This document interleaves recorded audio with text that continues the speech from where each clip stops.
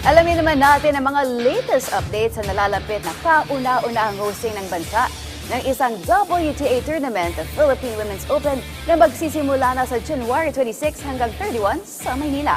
Para sa detalye, narito ang report ni Paolo Salamatin. Handa na ang mga local organizers para sa pag-host ng Philippine Women's Open, ang kauna-unahang Women's Tennis Association o WTA tournament sa bansa. Sa ginanap na press conference sa isang hotel sa Pasay City, binigyang din ni Philippine Sports Commission na PSC Chairman Patrick Gregorio ang mahalagang papel ng ahensya sa pagsasagawa ng ganitong klaseng kalalaking torneo. Ayon kay Gregorio, makikita na ang malaking pagbabago sa Rizal Memorial Sports Complex kung saan daan-daang manggagawang patuloy na nagtatrabaho kahit hanggang madaling araw upang matapos sa mga pag-aayos sa mga pasilidad.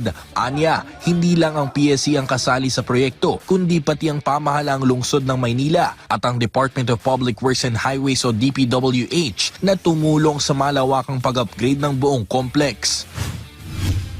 We enable NSAs, lalo na yung mga professionally managed and talagang well-managed national sports associations, and FILTA is one of them. And hindi kami nagdadalawang isip in giving financial support to NSAs na nare-realize at naiintindihan din nila kung ano yung vision ng Philippine Sports Commission. Sabi nga ng mga nag-observe sa nangyayari transformation in Rizal, all-out DPWH, all-out City of Manila, you go there are hundreds of workers there now. Sa labas, City of Manila, sa loob, yung mga workers na tinap ng PSC FILTA para sa WTA, and you see them really working until the wee hours of the morning.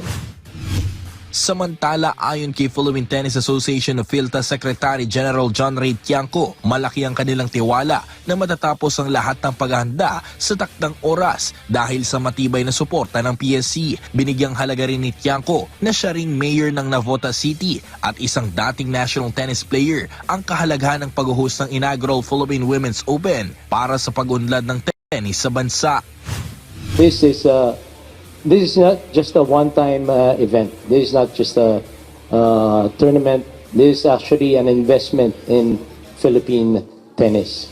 So once we fix all the courts, we'll be using it for the next few years. We'll have events, and we're actually building the whole ecosystem. So part of that, of course, we have our local players now. We have the chance to compete against world-class players.